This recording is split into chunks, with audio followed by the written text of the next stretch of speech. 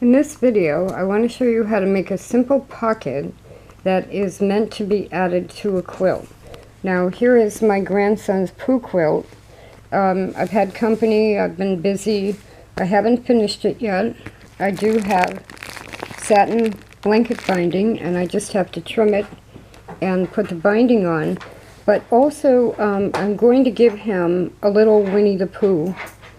And what I wanted to do was put a pocket on the quilt that will go like this. I'll be stitching it to the quilt. Once I line it up with where I want it, I'll be folding it really in thirds, but you have to check and see how big your little Winnie-the-Pooh figure is. I'll be placing it on the quilt like that. I don't really have to stitch this raw edge. I'll just make sure it stays in. And then I'm going to stitch right here to the quilt. Then this is a fold over piece that will close that, and then I'll probably move it up to like there when I'm done so that it's equal. I had pressed it just to get everything lined up. But what that does, you stick Pooh in there, you fold it over, and I have a little piece of Velcro that's going to go there and there. And then the quilt has a Winnie-the-Pooh in it. And I'm also sending him books, Winnie-the-Pooh books. It makes a nice little set for children, where they have a book, a Pooh Bear, and a pocket for Pooh to live in the quilt. Now, the way I did this, I got a Pooh stencil. I went over the black lines with a Micron Pigma pen, 0.01 millimeters, I think.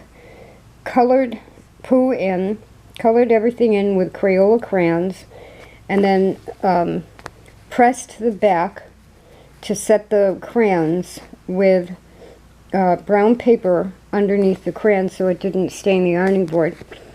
And so the crayons are basically set on there, and so is the Micron Pigma pen. But just because a kid's quilt might get washed a lot, he can always color in Pooh.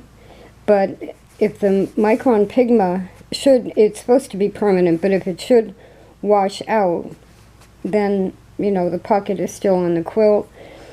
So what I'm doing is using a simple running back stitch, and I'm going to outline. I'm using blue because the black will be there anyway, and blue is for boys.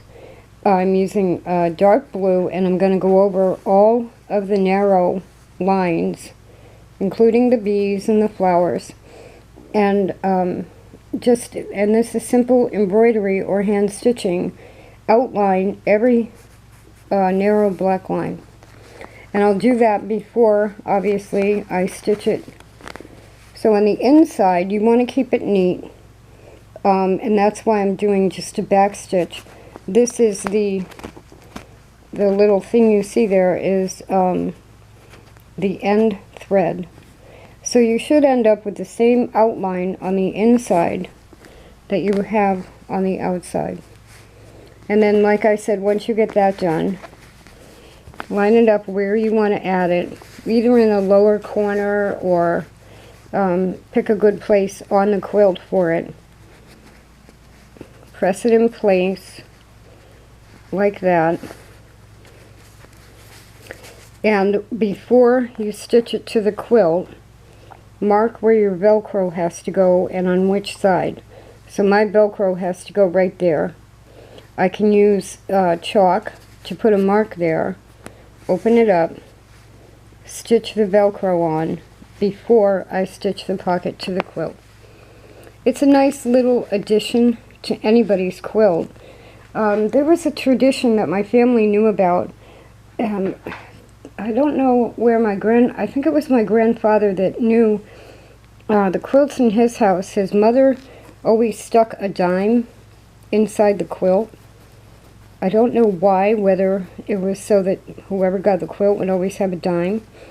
But that's kind of like an anecdotal story we had And then I've always thought of that, like what could I put inside a quilt so somebody could have something. This is along that line.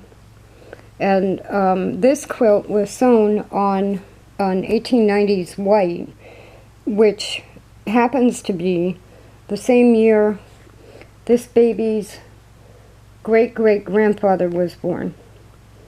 So it's all about family history and traditions and Winnie-the-Pooh and adding little special touches to any kind of machine-stitched quilt.